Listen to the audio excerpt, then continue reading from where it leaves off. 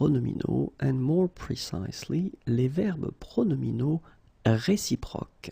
Okay, so we saw previously, or in the previous video, les verbes pronominaux réfléchis, and in this video, we'll see les verbes pronominaux réciproques. Okay, so let's start now. And well, the good question that we could ask is, what are les verbes pronominaux réciproques? So let's see. And the first thing that you should keep in mind is that you will need two persons. So la personne numéro un, and then la personne numéro deux. Okay, and the concept is that la personne numéro un will do something that will affect la personne numéro deux, and la personne numéro deux will do something that will affect la personne numéro un.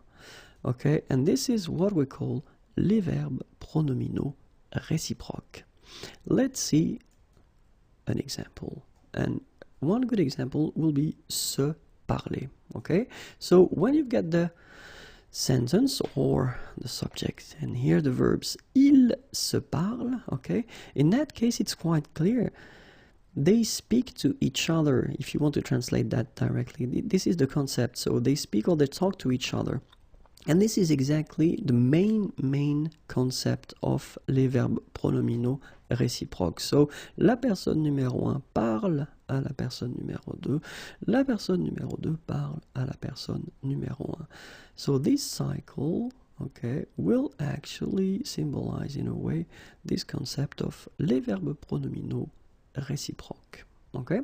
So, as we have two persons, la personne numéro 1 et la personne numéro 2, it means that le sujet est au pluriel. Okay, so the subject will need to be at the plural form, of course. Like we have here, ils se parlent. If you look, the subject is il and it's the plural form. Be careful because in some cases, well, let's say that it will be difficult in some cases to really understand. So, utilisation et compréhension parfois difficile. So, I will give you a good example here. You've got this thing. Il s'admire, okay? S'admirer, it's to admire.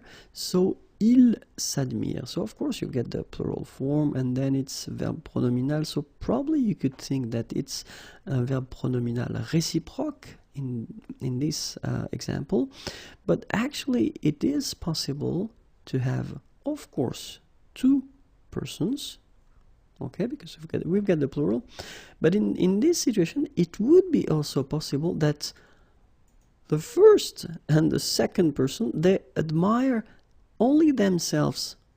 Okay, so it's actually not, as we saw previously, you know, they admire each other, but it could mean in that sense, it could mean that they admire themselves. And in this case, well, this il s'admire would be considered as a verb pronominal réfléchi. Okay, but then of course the same sentence can mean, as we saw previously, this concept of verb pronominaux réciproques. So, la personne numéro 1 admire la personne numéro 2, and then la personne numéro 2 admire la personne numéro 1. And in that case, of course, the meaning would be verb pronominal réciproque, so they admire each other. Okay, so it is tricky in some cases. Normally, it doesn't come like that. So normally you've got a context, and normally you tend to understand quite fast and quite well if it is verb pronominal réfléchi or verb pronominal réciproque. Okay, so but if it comes just like that without anything before or anything after, well, it can be tricky because, as we saw, it can mean two different things. Okay, be careful when we make the passé composé form, because of course, as we are using être here, okay, we will have to put at the end, well, whether the feminine or the plural. So when you get ils se sont regardés, so in this case you will have to add this final s at the end because it's the plural.